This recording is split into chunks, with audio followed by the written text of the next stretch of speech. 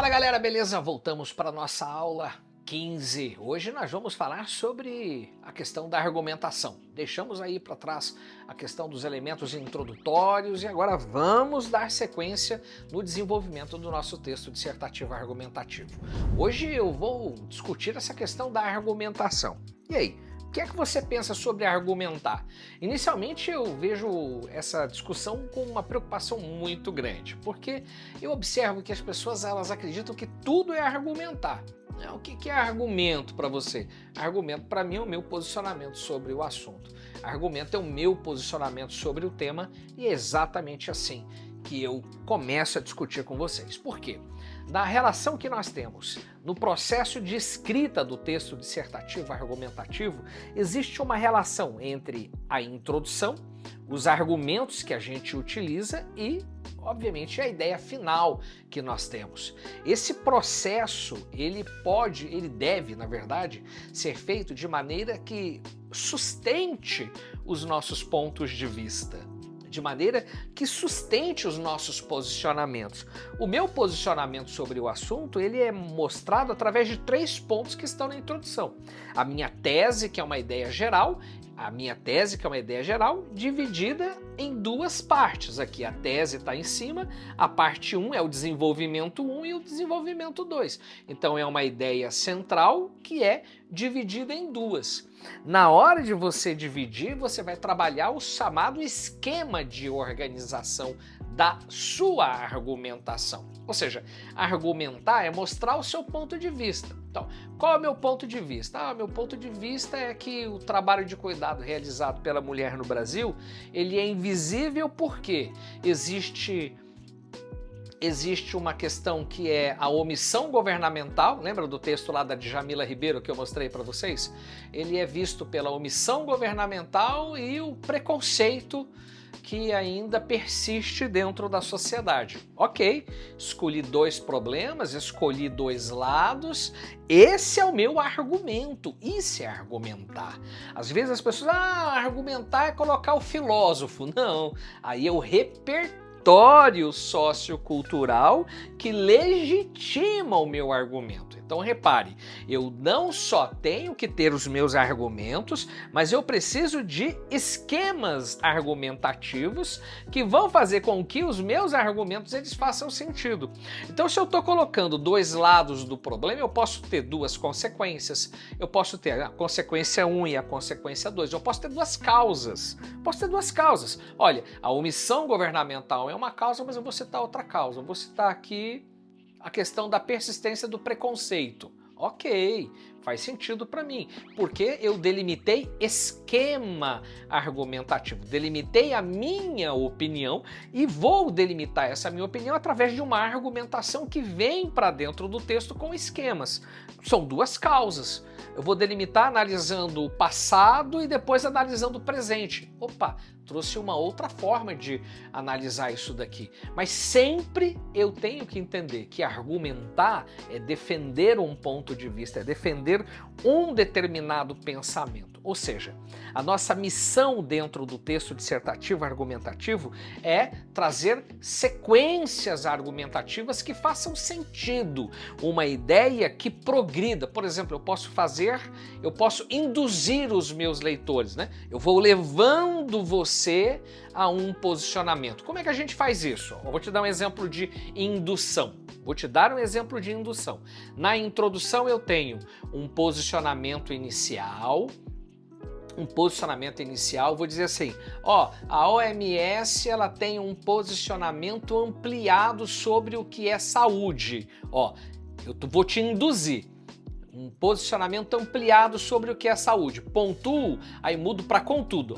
Contudo, no Brasil, era amplo e agora eu diminuí. Eu estou dizendo, contudo no Brasil, contudo em países como o Brasil, nota-se um distanciamento da ideia defendida pela Organização das Nações Unidas ou pelo Organismo Mundial de Saúde. Cabe, nesse sentido, analisar essa questão. Repara que eu vou diminuindo, tá vendo? Eu estou te induzindo a entender. é ampliado, é uma ideia ampliada, porém o que acontece no Brasil é diferente, então eu vou te mostrar o que acontece no Brasil. Ó, tá vendo? Eu estou diminuindo, eu vou induzir o meu leitor. Esse processo, seja de indução, seja de dedução, seja raciocínios de causas e consequências, seja um raciocínio de passado e presente, duas causas, duas consequências, isso é argumentar.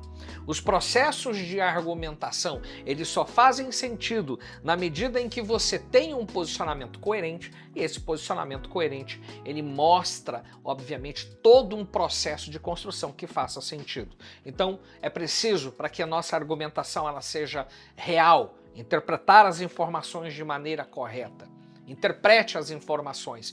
Tem informação nos textos motivadores, tem informação no pedido, tem informação com estatísticas que a banca vai te trazer. Não vai copiar e jogar para dentro da redação. Isso não existe. Você não vai... o cara tá falando que 80%, aí você pega, analisa 80%, você fala, então, portanto, 20%. Não, você não vai fazer esse tipo de dedução. Não vai fazer esse tipo de análise dentro da tua redação. Interprete de forma que essas informações elas tenham sentido. Argumente usando sempre um plano de texto, um projeto de texto, um projeto de redação, né? Um projeto que seja coerente com aquilo que você pensa, né? Coerente, né? Traga ideias que sejam organizadas, tragam informações organizadas, uma ideia que leva a outra, que progride, né? Bom, vou colocar primeiro uma causa, depois uma consequência. Olha, estou dizendo aqui que o texto tem que ter um plano de redação, um plano e uma organização. Ó, uma ideia inicial, com tudo que acontece no Brasil é diferente, e aí eu delimito, tá vendo? Organização. Organização. Organizar as informações faz muito sentido, né? Tenha sempre um posicionamento, tenha sempre uma opinião, que é a tua tese, monte sempre um projeto de texto, enfim, o sentido que você dá para a sua redação. E aí que vem a sua argumentação, né?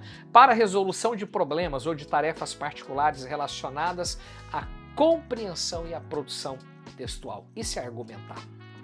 Argumentar é você trazer uma análise sobre aquilo que é a problemática delimitada pela banca. Mas antes você tem que ter interpretado tudo com muita clareza, né?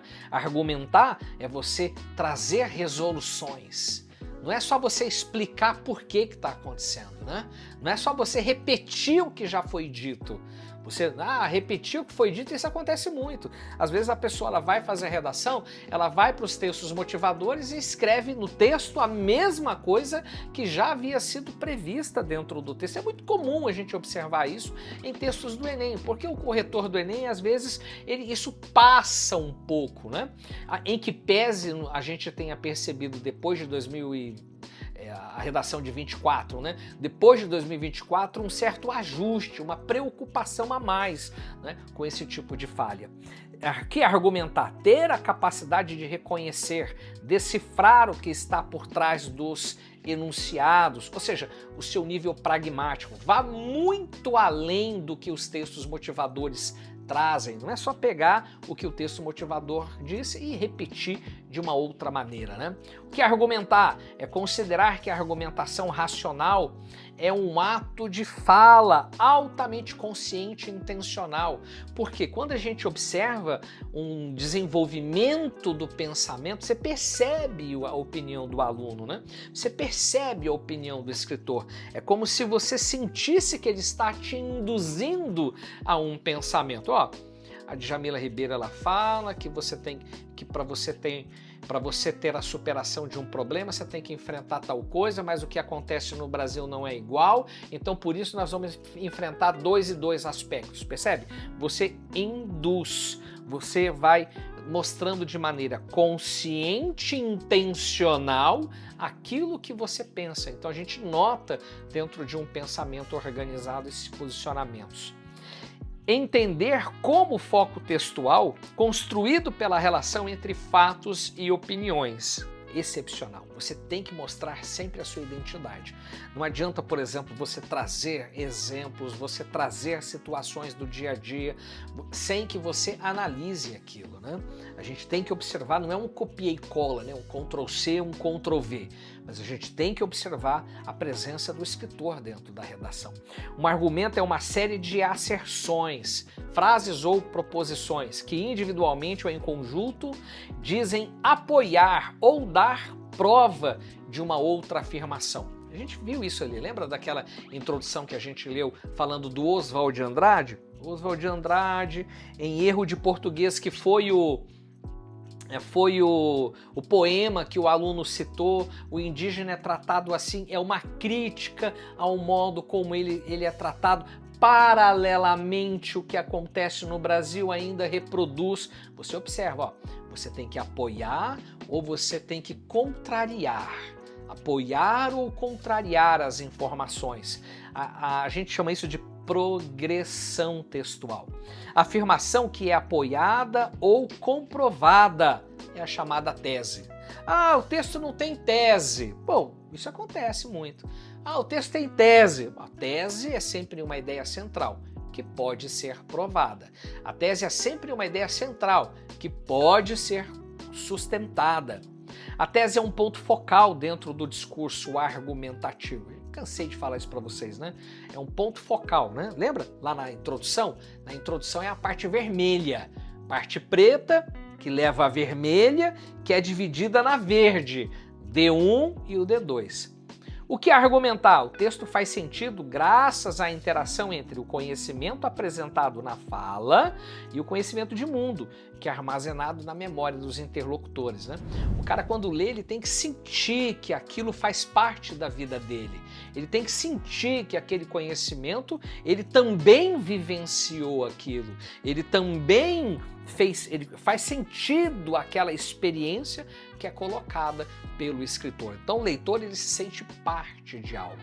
Então essa preocupação dentro da escrita realmente precisa ter. Então argumentar é ter essa preocupação ampliada, né? Ter essa preocupação sempre com o sentimento do outro. Diz uma coisa para mim, gostou? Bacana, né? Bom, nós vamos ficar por aqui. Essa foi a nossa primeira aula sobre argumentação. Viremos com exemplos, vou usar inclusive algumas dessas introduções que eu coloquei para vocês. Vou pegar os miolos das redações com essas introduções e vou mostrar as ligações, de que maneira a gente consegue fazer essas conexões entre o que foi dito e a minha argumentação. Beleza? Bacana, né? Ficamos por aqui. Tchau!